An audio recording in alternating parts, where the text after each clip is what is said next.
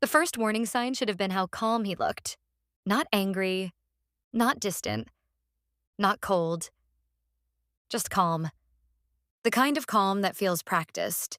But at the time, I mistook it for maturity. That was my first mistake. Our 10th anniversary party was Ethan's idea.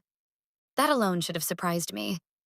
He hated parties, hated attention, hated hosting people. But 2 weeks after I thought I'd successfully covered up a near disaster with my affair, he suddenly wanted to throw a huge anniversary celebration at a rooftop venue downtown. Family, friends, coworkers, even some of his clients.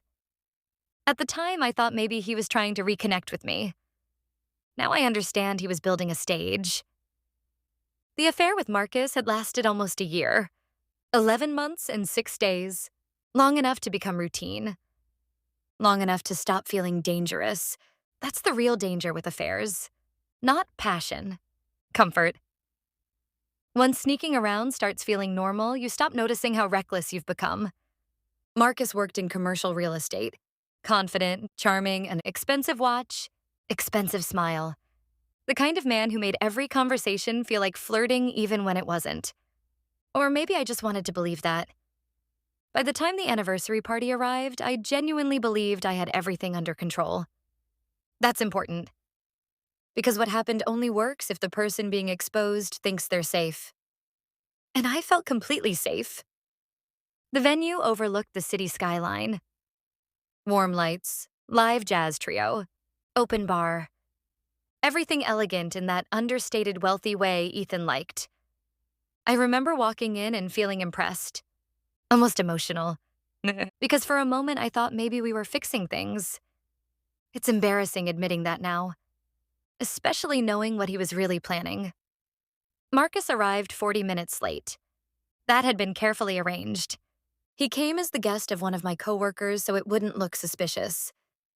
And when I saw him enter the rooftop, my stomach flipped the same way it always did. Excitement mixed with fear.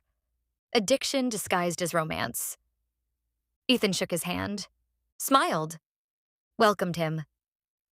And if Ethan felt anything in that moment, he hit it perfectly.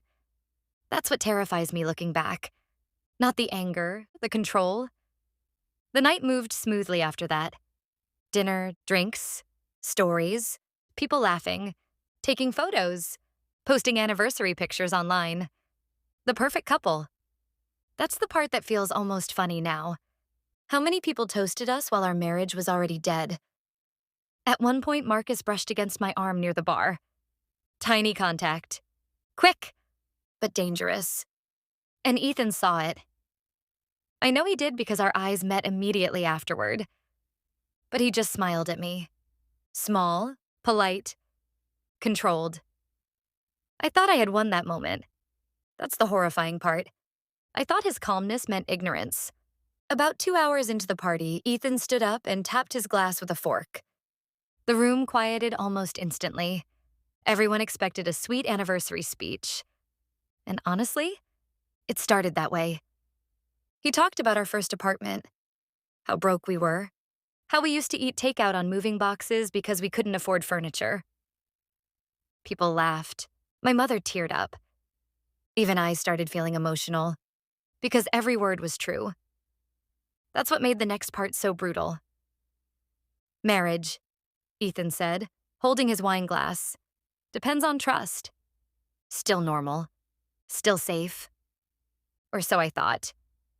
Not perfection, not passion, trust. He looked directly at me when he said that, and something in my chest tightened. Just slightly, like instinct finally waking up. Then he smiled again. Calm. Always calm. And over 10 years together, he continued, you learn interesting things about trust. The room stayed quiet, listening, waiting. You learn how easy it is to mistake comfort for loyalty. That sentence changed the temperature of the entire rooftop. People didn't understand why yet, but they felt it. You could actually feel the energy shift. I remember setting my wine glass down because suddenly my hand didn't feel steady anymore. Ethan kept talking. Slowly, carefully. like every word had been rehearsed. You also learn that lies don't usually fall apart all at once. He glanced around the room, relaxed, almost conversational. They fall apart in patterns. And that was the moment I knew. Not fully, not consciously, but somewhere deep inside me, panic finally arrived. Marcus stopped moving beside the bar. I saw it out of the corner of my eye. That stillness people get when they realize danger has finally reached them. Ethan took a sip of wine, then continued. For example, he said, did you know restaurants automatically save reservation histories under loyalty accounts? A nervous laugh came from somewhere in the crowd, someone thinking this was a weird joke. Hotels do too. Silence. Complete silence. And once you notice repeated reservations for two people under fake business meetings, he shrugged lightly. Patterns become hard to ignore. My stomach dropped so hard it physically hurt. People started looking at me. Not fully yet, but enough. The uncertainty had entered the room, and uncertainty spreads fast. I whispered Ethan's name, trying to stop this quietly, trying to salvage something. But he kept going. I spent 3 months hoping I was wrong. That line hit harder than anything else, because suddenly this wasn't anger. It was grief. Organized grief.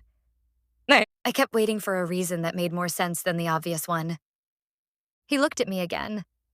Not rage, not hatred, just disappointment so deep it made me feel small. Then he raised his glass slightly toward Marcus, and everything detonated. But eventually, Ethan said calmly, I had to accept that my wife and Marcus weren't attending nearly this many work dinners for networking. Someone gasped. Actually gasped. Loud enough that everyone heard it. Marcus looked like he wanted to disappear, which almost made me hate him in that moment. Because suddenly I was standing there alone. I started crying immediately. Not graceful tears, panic tears, humiliation tears. The kind where your body reacts before your mind catches up. Ethan, please. But he lifted his hand gently. Not aggressive, just stopping me. No, he said quietly. You've had almost a year to speak privately. That sentence carved straight through me, because everyone understood now. Friends, family, coworkers, my parents, his clients, all of them. And Ethan still wasn't finished. He lifted his glass again, then said the line I will probably remember for the rest of my life. So I'd like to make a toast. The room was frozen. Nobody moving, nobody speaking. To the man who's been dating my wife behind my back for 11 months, he looked directly at Marcus. Thank you for finally teaching me who I'm married to. Dead silence. Absolute silence. Marcus grabbed his jacket almost immediately. Coward. Couldn't even stay standing beside me. And watching him leave broke something in me that the exposure itself hadn't. Because for almost a year, I'd built this fantasy around us. Passion, connection, escape. But the second consequences arrived, he abandoned me in front of everyone. Ethan noticed too. Of course he did. He notices everything. You should probably go with him, he said quietly. Not cruel, not loud, which somehow made it worse. I asked if we could talk privately, begged honestly. But Ethan shook his head. We could have, he said. Before. That word destroyed me. Before. Before the lies. Before the hotel rooms. Before the rehearsed excuses. Before I turned our marriage into something transactional and secretive. People avoided eye contact as I grabbed my purse. No one knew what to do. No social rule exists for a marriage collapsing in real time over dessert and champagne.